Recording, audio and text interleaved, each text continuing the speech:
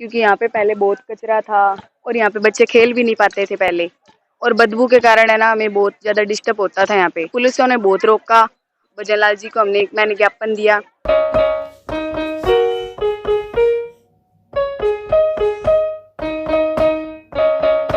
इसकी हालत बहुत ही गंभीर थी, चार दीवारी टूटी हुई थी, लोग यहाँ गोबर कचरा सब डालते थे, बच्चों के खेलने के अंदर दिक्कत होती थी। और अब मुख्यमंत्री भजनलाल जी से मिलूं यहाँ लेने, यहाँ 3 बजे गया, रात की 10 बजे मेरा नंबर आया, दीवार का करवाया है इन्होंने, बहुत बहुत उनका धन्यवाद है।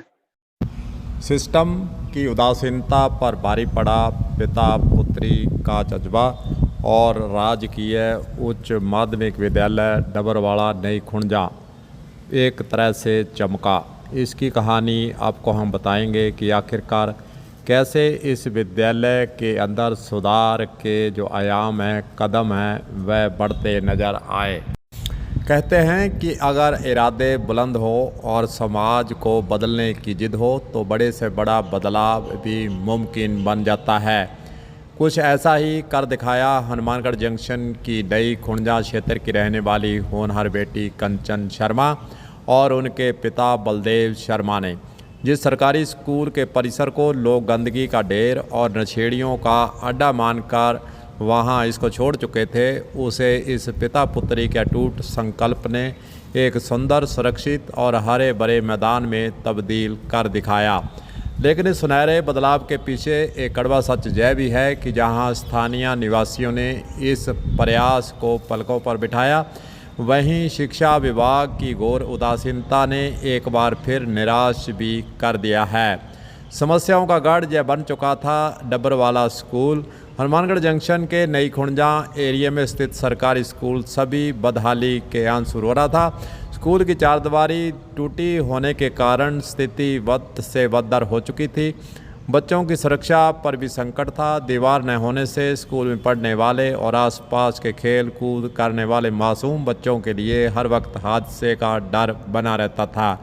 गंदगी का चारों तरफ अंबार था। आसपास के कुछ लोग, गैर जिम्मेदार लोग, इस खुले परिसर को कचरा पात्र समझने लगे। वहाँ लगातार कचरा और गोबर फेंका जा रहा था, जिससे उठने वाली भयानक बदबू से बच्चों का सांस लेना भी दुर्भर कर दिया था। साथ ही इसके नशेड़ियों का डेरा भी यहाँ जमा लेते थे। सबसे खतरनाक बात यह थी कि दीवार टूटी होने के फ़ायदा उठाकर असामाजिक तत्व और नशेड़ी दिन रात यहाँ जमा होने लगे थे। इसने पूरे इलाके के माहौल को दूषित कर दिया। छात्राओं व स्थानीय महिलाओं को वहाँ से गुजरना बड़ा ही मुश्किल था। कंचन और बलदेव शर्मा का संकल्प और सीएम तक उनकी पहुँच ने इस विद्यालय की और चार दीवारी बनने के बाद कायाकल्प कर दिया गया है।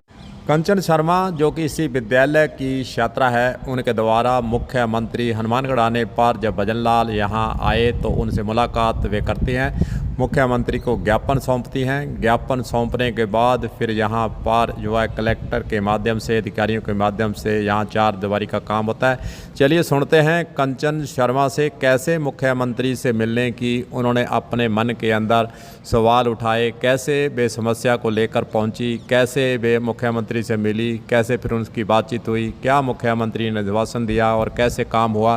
पूरी बातचीत आपको सुनाते हैं कंचन शर्मा से, सुनिए पूरी कहानी। मेरा नाम कंचन शर्मा है। मैं गई थी वहाँ पे सर्किट हाउस ज्ञापन देने के लिए, क्योंकि यहाँ पे पहले बहुत कचरा था और यहाँ पे बच्चे खेल भी नहीं पाते थे पहले, और बदबू के कारण है ना हमें बहुत ज़्यादा डिस्टर्ब होता था यहाँ पे। फिर हमने सोचा कि भजनलाल जी आ रहे हैं, फिर मैं और मेरे पापा के साथ गई थी वहाँ पे, और वहाँ पे जाके मैंने ज्ञापन दिया। और फिर वहाँ पे पुलिसों ने बहुत रोका और टाइम हमें लग गया था, 10 बज गए थे पूरे। फिर भी हमने, हाँ, रात के 10 बजे, फिर भी हमने कोशिश की। हमने सोचा हम मिल जाएंगे उनसे। फिर हमने जाके पुलिस से थोड़ी विनती की कि हमें मिलवा दो। फिर उन्होंने थोड़ा हमें आगे जाने दिया। फिर हम जाके भजनलाल जी को मैंने ज्ञापन दिया। फिर उन्होंने ध्यान से पढ़ा उसको। फिर उन्होंने कलेक्टर जी को कहा कि ये हो जाना चाहिए काम, तो वो आज हो गया है। और हम धन्यवाद कहते हैं भजनलाल जी का और हमारे कलेक्टर जी का कि उन्होंने हमारा काम करवा दिया। पहले यहाँ पे बहुत परेशानी होती थी और लोग यहाँ पे कूड़ा भी फेंक देते थे। पशु भी घूमते थे? पशु तो बहुत घूमते थे यहाँ पे। परेशानी क्या क्या थी यहाँ? परेशानी थी कचरे के कारण, यहाँ पे बदबू बहुत आती थी और पशु यहाँ पे दूसरे फिरते थे, मतलब मार देते थे बच्चों को। कई बार तो किसी बच्चे का घायल भी हुआ है। और कचरा कौन लोग कचरा डाल देते हैं यहाँ पे, और अभी भी मतलब थोड़ी है, लोग कचरा डाल देते हैं अभी भी साथ साथ में। पर अब बढ़िया हो गया है, अब चारों दीवारी हो गई है और लड़कियों को खेलने में अब दिक्कत नहीं होती इतनी। पहले यहाँ पे लड़के वगैरह आके यहाँ पे बैठ जाते थे और कमेंटबाजी करते थे, अब नहीं करते इतना। अच्छा, ये कौन सा स्कूल है और कब से आप इसमें ध्यान रखता है? ये डब्बर वाला स्कूल है, खुंजा में है, और मैं इसमें पहली क्लास से पढ़ रही हूँ अभी तक तो, और अब मैं 10वीं में हो गई हूँ, और ये काम मेरा 9th क्लास में ही हो गया था। अच्छा, आपको कैसे ये मन के अंदर आया कि ये मुख्यमंत्री से मिले, ये काम हो सकता है? तो मेरे को आया क्योंकि एक बार पहले भी मेरे पापा गए थे, पर वहाँ पे भजन लाल जी चले गए थे, थोड़े ज़्यादा समय लग गया था। फिर मेरे पापा ने कहा कि ये तो दे के आएंगे, इसलिए फिर मैंने भी सोच लिया, पापा ने सोच लिया तो मैंने भी सोच लिया, फिर दे के ही आएंगे। अच्छा, पिताजी की प्रेरणा रही ज्यादा? हाँ। मुख्यमंत्री ने जब कंचन शर्मा की बात सुनी, समस्या को गंभीरता को देखते हुए मुख्यमंत्री भजनलाल शर्मा ने तुरंत मौके पर तत्कालीन कलेक्टर कानाराम को कहा कि यह काम हो जाना चाहिए। हनुमानगढ़ जिला कलेक्टर को जब निर्देश दिए गए तो उसके बाद फिर स्कूल की दीवार का निर्माण कार्य भी पूरा हुआ। परिसर को मुस्तैदी से साफ सफाई करवाई गई और वहाँ पर हरे भरे पेड़ जो है, वहाँ पर खेल का मैदान, चार दीवारी, सारी समस्या हल होती वहाँ पर नज़र आई है। चलिए सुनते हैं बलदेव शर्मा का इस समस्या को लेकर, और मुख्यमंत्री से कैसे उन्होंने मिलने का संकल्प अपने मन के अंदर लाए, कैसे वे मुख्यमंत्री से मिले और क्या क्या उन्होंने कहा। क्या कहते हैं बलदेव शर्मा, सुनिए। खुंजा में जो स्कूल है, इसके हालात के बारे में, पहले जो हालात थे, अब तो चार दीवारी बनी, क्या कहेंगे इससे और कैसे ये सिरे चढ़ा काम? ये सब इसकी हालत बहुत ही गंभीर थी। चार दीवारी टूटी हुई थी, लोग यहाँ गोबर कचरा सब डालते थे, बच्चों के खेलने के अंदर दिक्कत होती थी, आवारा पशु यहाँ घूमते थे, कोई मतलब गौर नहीं थी प्रशासन की ओर की।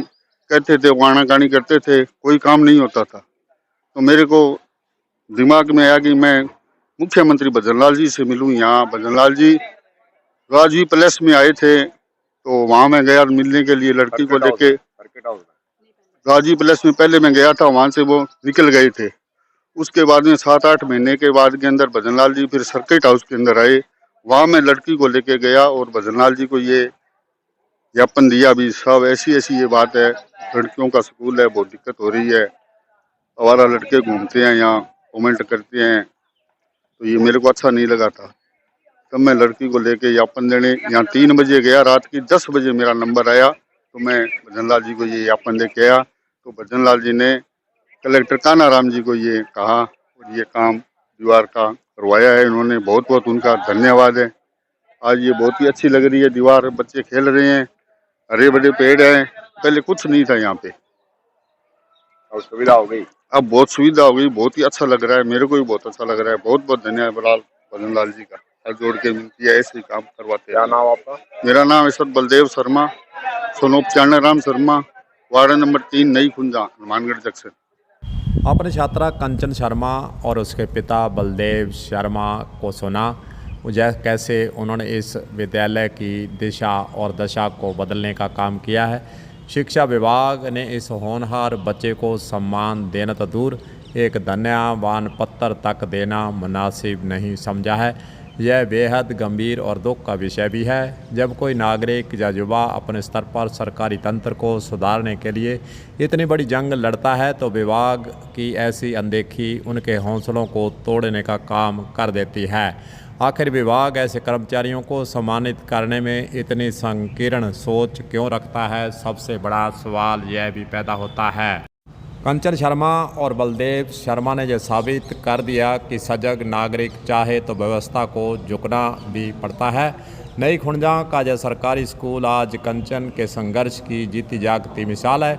ग्रामवासी, शहरवासी भले ही इस बेटी पर गर्व कर रहे हैं, लेकिन शिक्षा विभाग को अपनी इस अनदेखी और पर आत्म मंथन करने की आवश्यकता भी प्रतीत होती है। कलम पंजाबी के लिए गुरदेव सिंह सैनी की खास रिपोर्ट।